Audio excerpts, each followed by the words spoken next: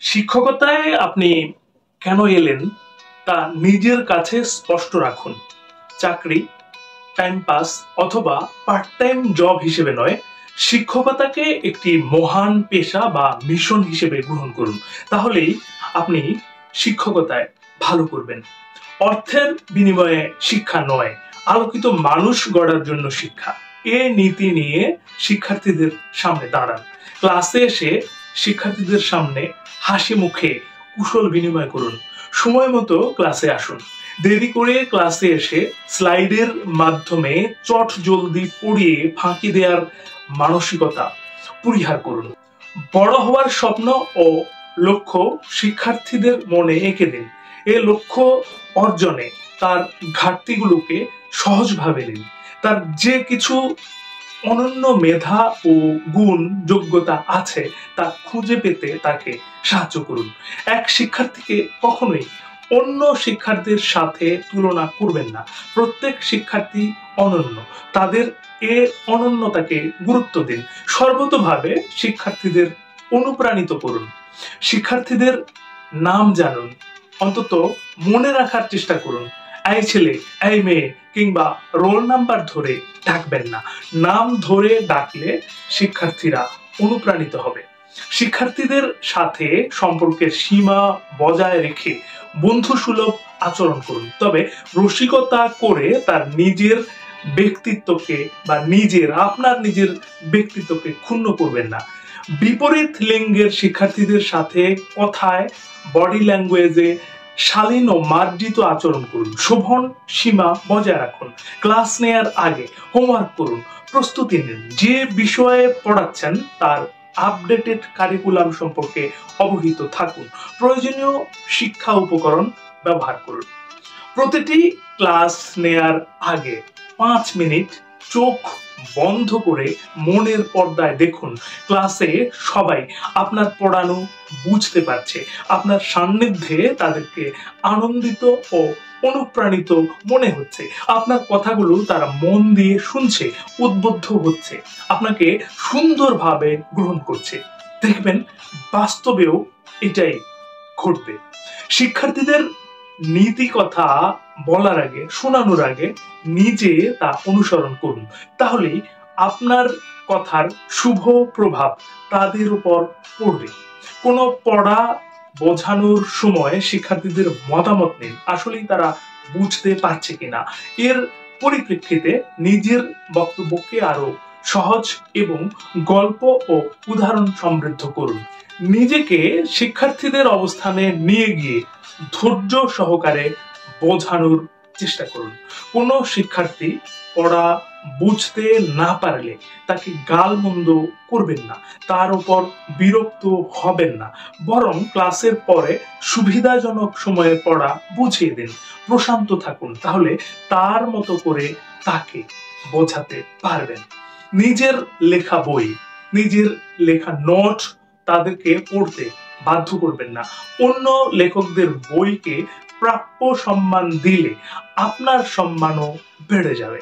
যে বিষয় পড়াচ্ছেন তা কত জটিল বা কঠিন এবং সে বিষয়ে সাধারণত কেউ ভালো করতে পারে না, এই ধরনের কথা বলে শিক্ষার্থীদের ভয় দেখাবেন না। শিক্ষক হিসেবে আপনার দেয়া সাহস শিক্ষার্থীদের সে বিষয়ের প্রতি মনোযোগী করে তুলবে। আর মনোযোগ যে কোনো কঠিন বিষয়কে সহজ করে তোলে। শিক্ষার্থীদের কাছে কোনো শিক্ষককে নিয়ে কটু মন্তব্য করবেন না। প্রশংসা করতে না পারলে মৌন থাকুন।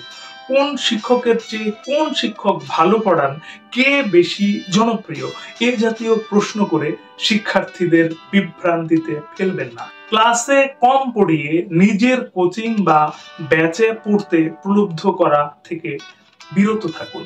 প্রশ্নপত্র ফাঁসের চক্রান্তে জড়াবেন না। শিক্ষার্থী ও তাদের অভিভাবকদের ফাঁস হওয়া প্রশ্ন নিতে প্রলুব্ধ করবেন না।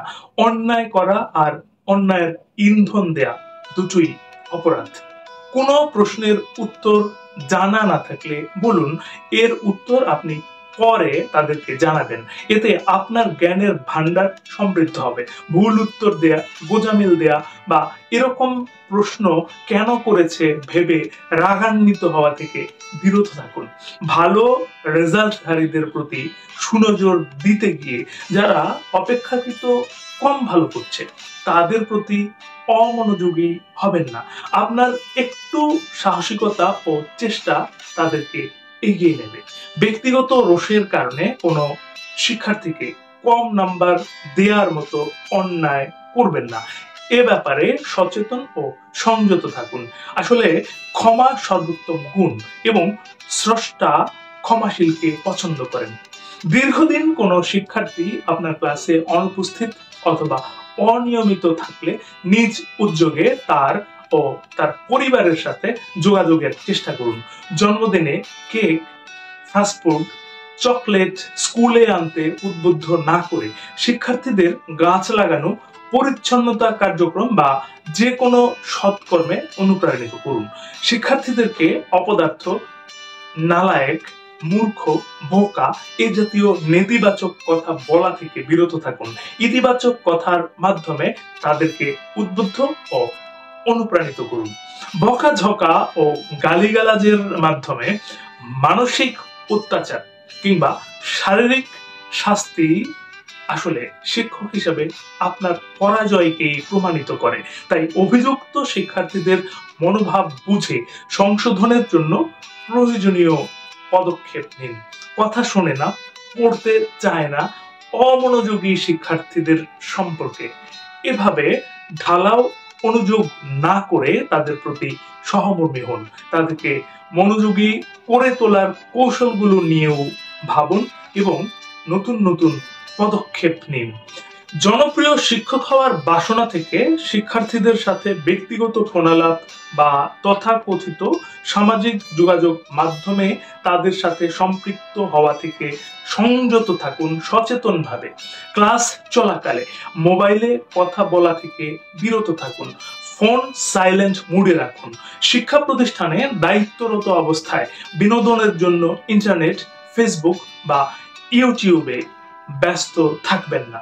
কোনো শিক্ষার্থী কথা বলতে গেলে ধৈর্য ধরে তার কথা শুনুন। সেই মুহূর্তে যদি সম্ভব না হয় বা শিক্ষার্থী পরে কোনো সময় দেখা করতে চাইলে তাকে অ্যাপয়েন্টমেন্ট দিন। নিজের রুমের চেয়ে টিচার্স কমন রুমে কথা বলাকে অগ্রাধিকার দেওয়ার চেষ্টা করুন। জরুরি নোটিশ বা ডকুমেন্ট আদান প্রদানের জন্য ফেসবুক গ্রুপ করতে শিক্ষার্থীদের বাধ্য করবেন না। প্রয়োজনে ইমেইল করুন। পিকনিক বা বনভোজন, কোন রকম আনন্দ ভ্রমণ বা শিক্ষা সফরে খেয়াল রাখুন ছাত্রছাত্রীরা চোখের আড়াল হচ্ছে কিনা। সচেতন থাকুন আনন্দের উন্মাদনায় যেন কোনো দুর্ঘটনা না ঘটে। শিক্ষার্থীদের কাছে নিজেকে রোল মডেল হিসেবে উপস্থাপন করুন। শেষ করছি, তার আগে প্রতিবারের মতো আবারও বলবো, এই পৃথিবী তাকেই সম্মান দেয় যে ইউনিক কিছু করতে পারে। ইউনিক কিছু করুন, ভালো শুনুন, ভালো থাকুন। ধন্যবাদ।